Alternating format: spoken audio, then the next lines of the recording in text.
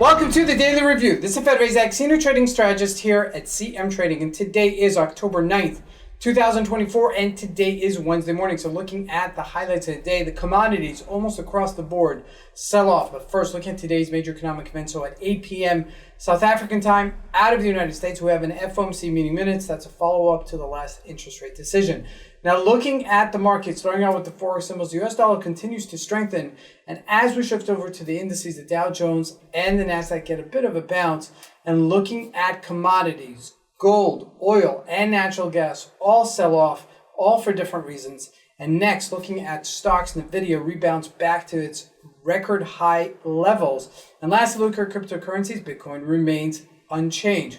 So let's take a look at the markets and see what we can expect from today's trading.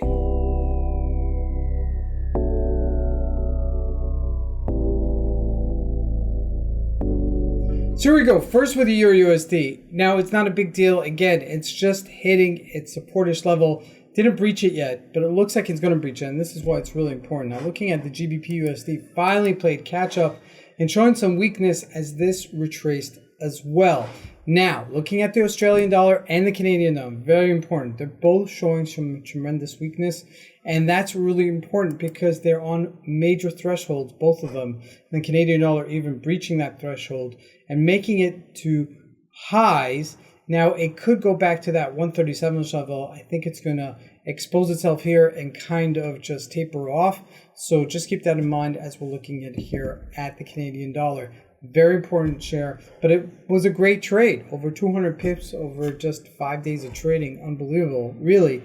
And it's back into play. All right, now looking at commodities, that's where it gets very interesting. We're looking at gold. Gold looking very weak here. I mean, we got that bounce, and then it's really testing that low at 26.11 again. If it dips below 2600, that'll mean that we'll continue selling off. Okay, so just keep an eye on it because it could whipsaw and shift its character as well. Now, looking at crude oil, look at this amazing fade opportunity. We spoke about this yesterday. We capitulated at $77 a barrel. Now at 73, that's $4 retracement. That's a pretty decent move. And natural gas doing the same thing. Went back to its highs, okay, at $2.97, now retracing. Now remember, this could even retrace down to $1, so keep that in mind as this continues to trade. Now, looking at the U.S. markets, a little bit of a gain here. 2023 on the NASDAQ and Dow Jones, just consolidating here.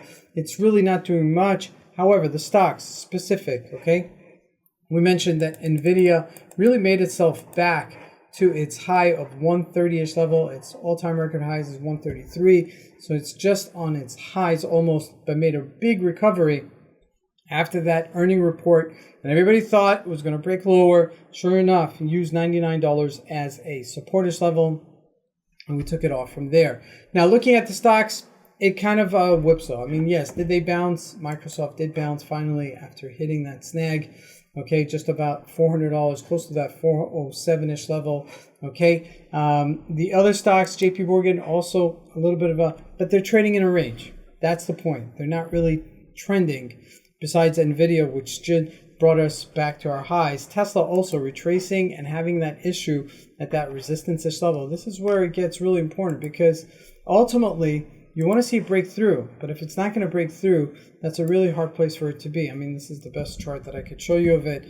And using that $300-ish level, or just shy of it, as a resistance, anywhere between 300 and I would say 260-ish level is a resistance-ish level. So keep that in mind there. Now, looking at, lastly, Bitcoin did get a little bit of a gain, but not much. Okay, still trading in a range and consolidating for all intents and purposes. Now, today we do have FOMC, so markets may look into what the Fed chairman will be saying moving forward, the interest rates, with inflationary concerns as well, as we're heading to the last stretch of elections in the U.S. This is Razak. I want to wish you guys a great trading day. Thank you.